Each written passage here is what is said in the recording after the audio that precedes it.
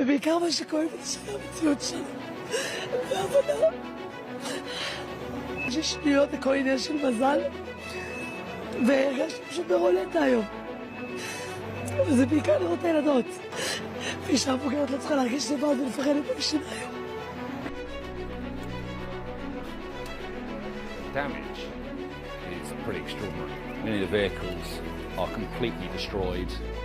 This is Rishon LeZion, which is south of Tel Aviv, a suburb really of Tel Aviv, very much a residential area. I mean, no sign of sort of any military installations or anything like that here.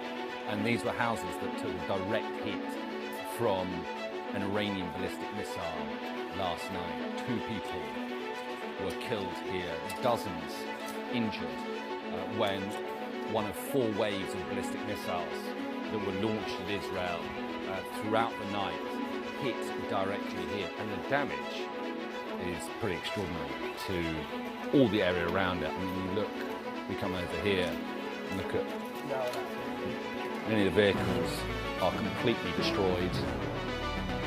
I'm not sure whether this is, I don't think so, but I'm not sure whether this has been put up there by people clearing away. I don't think that's the case. I think it's pretty blown up above that car.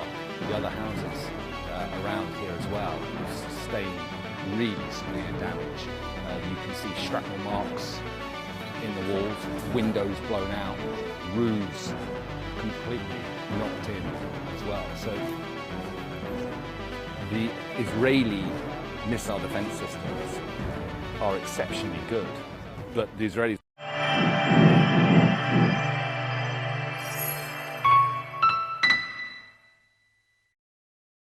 Dikutip dari CNN Indonesia, hubungan Iran dan Israel kembali berada di titik paling genting dalam beberapa tahun terakhir.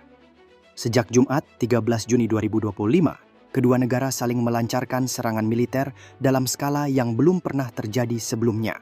Situasi ini menimbulkan kekhawatiran luas, tak hanya di kawasan Timur Tengah, tetapi juga di seluruh dunia.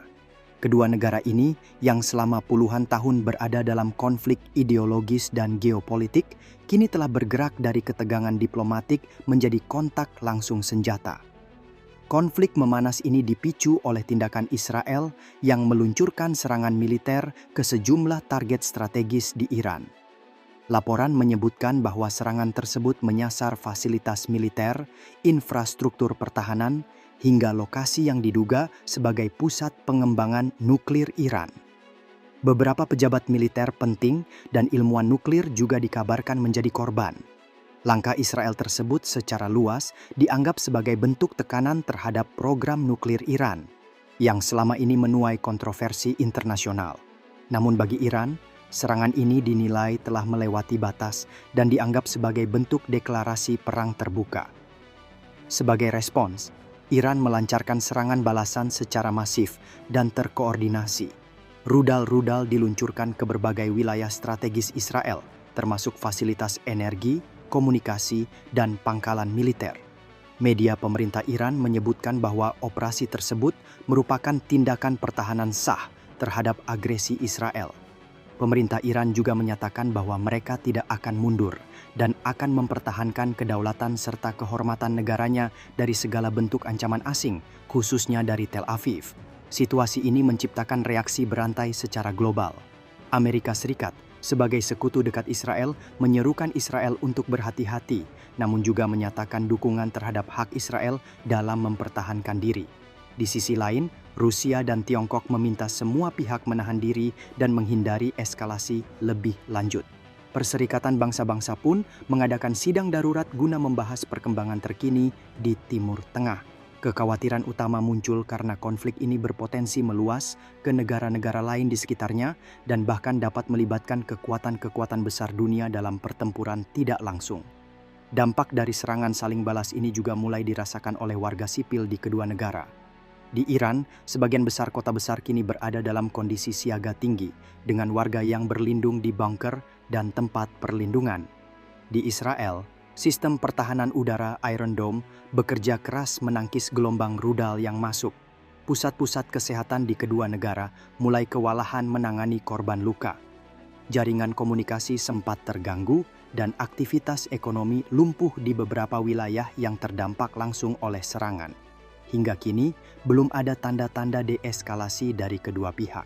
Retorika yang dilontarkan masing-masing pemimpin negara menunjukkan bahwa konflik ini bisa berkepanjangan. Ketegangan yang semula bersifat terbatas kini telah berubah menjadi krisis berskala penuh.